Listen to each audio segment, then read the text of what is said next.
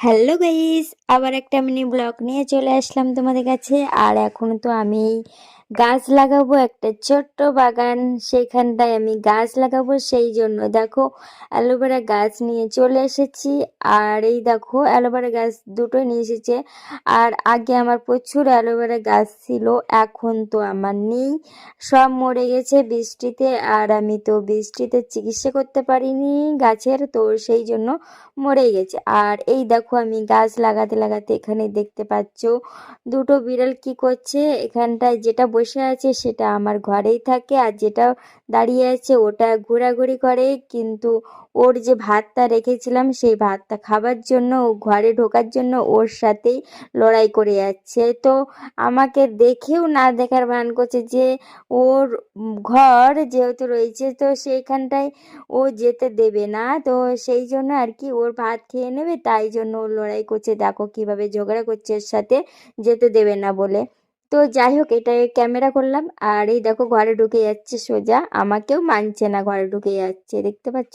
আমি হাঁক হাঁক দিলাম, চলে গেল। তো যাই হোক, এখন বাগানে চলে এসেছি। দেখো বাগানটা পরিষ্কার করতে অনেক দিন হয়ে গেছে, আমি এই জায়গাটা পরিষ্কার করতে পারিনি। তো সময় না থাকলে যা হয়।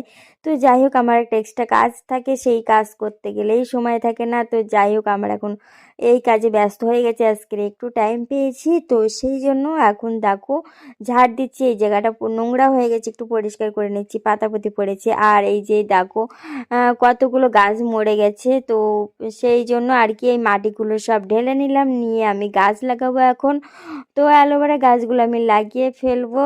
আর গাছগুলো না লাগালে রেখে দিলে, টাইম ছিল না যদিও বা, তাও মানে টাইম করার চেষ্টা করেছি গাছগুলো লাগানোর জন্য। আর অনেক দিন থেকে তো সব বালতির মাটিগুলো আমি একসাথে কেন দিচ্ছি, এই কারণে এই যে সব মাটিগুলো প্রায় কিছুটা একটু ঝুড়ো টাইপের, একটু কাদা টাইপের, সেই জন্য একসাথে মিশিয়ে নিলে সেটা ভালো হবে।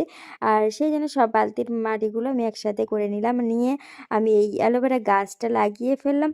আর এখন তো আমার গাছ লাগানো কমপ্লিট হয়ে গেছে। এখানে অ্যালোভেরা গাছটা রয়েছে, আর এখানে দেখো তুলপো গাছ পুজোতে লাগে বলে। আর এখানে দেখো নীলকণ্ঠ গাছ দানা দিয়েছি, তো নীল আর এখানে সাদা নীলকণ্ঠ আছে গাছ। এখানে তুলসী গাছটা দেখতে পাচ্ছ 1 বছর আগে আমি রুয়েছিলাম, তো খুব সুন্দর যত্ন করেছি বলে ভালো হয়েছে। তো যাই হোক, এখানে দেখো নোংরা পরিষ্কার করছি। এখন আমার নোংরা পরিষ্কার করার কাজ এইগুলো তো করতেই থাকি আমি, নোংরাগুলো। আর দেখো পাতাপুতি আছে, পরিষ্কার করতেই হবে ঘরের সামনে থাকলে। চলো টাটা, বাই বাই, ভালো থেকো।